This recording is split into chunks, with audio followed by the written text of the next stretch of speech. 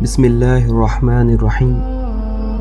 تاریخ اسلام سے پہلے کا عرب کے لوگ عام طور سے قبیلوں کی آزاد زندگی گزارتے تھے۔ ان میں جہالت عام تھی۔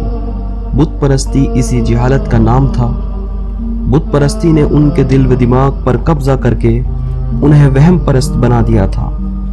دنیا کی ہر چیز کو، چاہے وہ فائدہ دینے والی ہو یا نقصان پہنچانے والی، وہ ان کے لیے معبود بن گئی تھی۔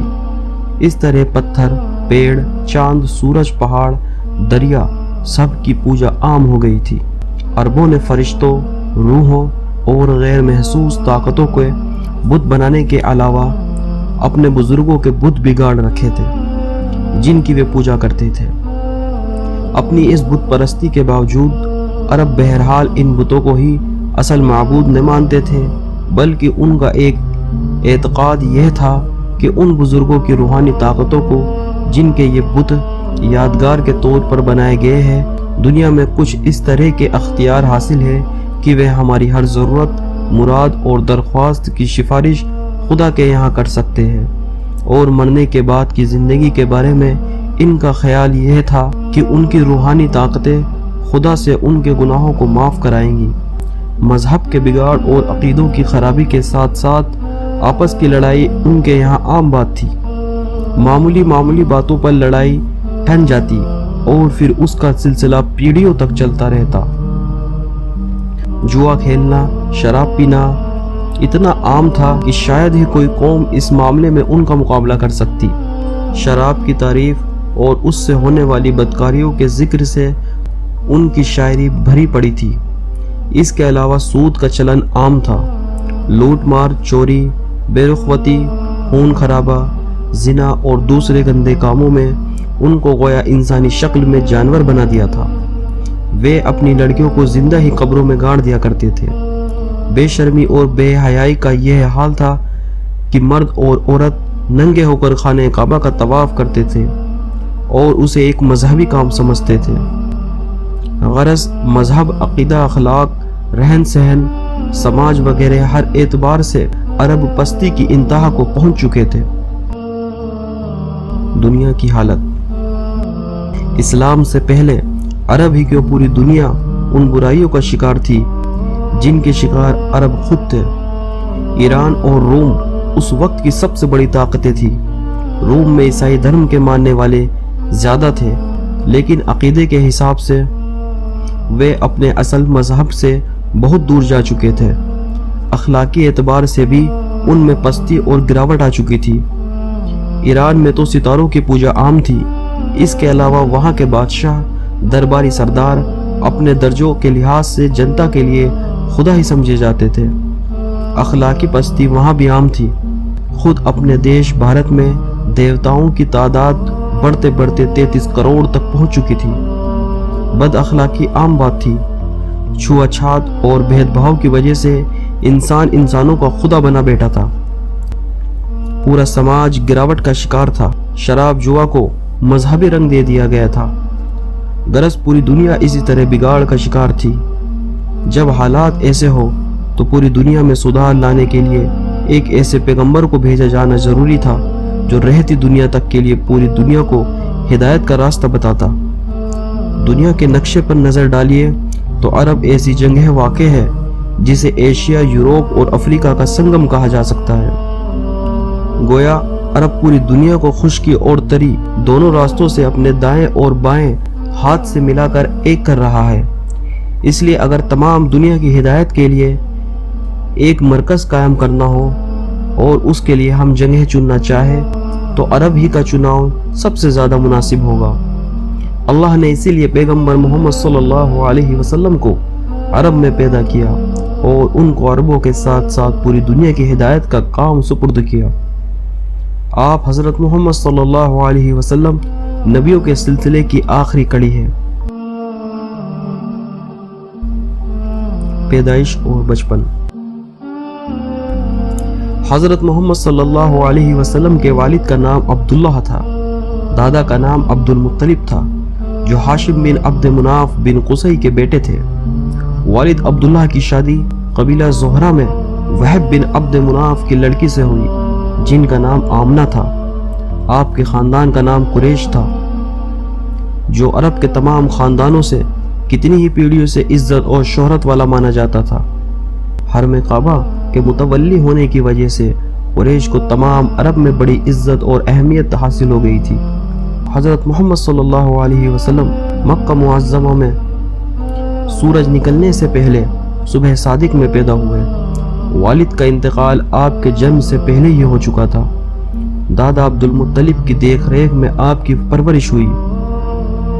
سب سے پہلے آپ کی والدہ حضرت آمنہ نے دودھ پلایا، اس کے بعد ابو لہب کی لونڈی سویبہ نے بھی دودھ پلایا۔ اس زمانے میں یہ عام رواج تھا کہ شہر کے بڑے لوگ اپنے بچے کو دودھ پلوانے اور بڑھنے پڑھنے کے لیے دیہات اور قصبوں میں بھیج دیتے تھے تاکہ وہاں کی کھلی ہوا میں رہ کر ان کی صحت اچھی ہو جائے اور وہ بہت اچھی زبان بھی سیکھ جائے۔ عرب میں شہروں کے مقابلے میں دیہاتوں اور قصبوں کی زبان پیاری اور اچھی مانی جاتی تھی۔ اس رواج کے مطابق دیہات کی عورتیں شہر میں آیا کرتی تھی اور بچوں کو پرورش کے لیے اپنے ساتھ لے جایا کرتی تھی۔ چنانچہ حضرت محمد صلی اللہ علیہ وسلم کی پیدائش کے کچھ دن بعد ہی قبیلہ حوازن کی کچھ عورتیں بچوں کی کھوج میں مکے آئی۔ ان میں حلیمہ سعدیہ بھی تھی۔ یہی وہ خوش نصیب عورت ہے جن کو جب کوئی دوسرا بچہ نہیں ملا تو مجبور ہو کر انہوں نے آمنہ کے یتیم بچے کو لے لینا ہی منظور کر لیا۔ آپ کی عمر 4 سال کی ہوئی تو آپ کی والدہ نے آپ کو اپنے پاس رکھ لیا۔ آپ 6 سال کے ہوئے تو آپ کی ماں بیوی آمنہ کا انتقال ہو گیا۔ جب حضرت محمد صلی اللہ علیہ وسلم کی عمر 8 سال کی ہوئی تو دادا عبد المطلب نے بھی انتقال فرمایا۔ مرتے وقت انہوں نے آپ کی پرورش کی ذمہ داری اپنے لڑکے ابو طالب کو سپرد کی، جنہوں نے اپنی اس ذمہ داری کو بہت اچھی طرح نبھایا۔ ابو طالب حضرت محمد صلی اللہ علیہ وسلم کے سگے چچا تھے۔ بحیرہ راہب کی ملاقات۔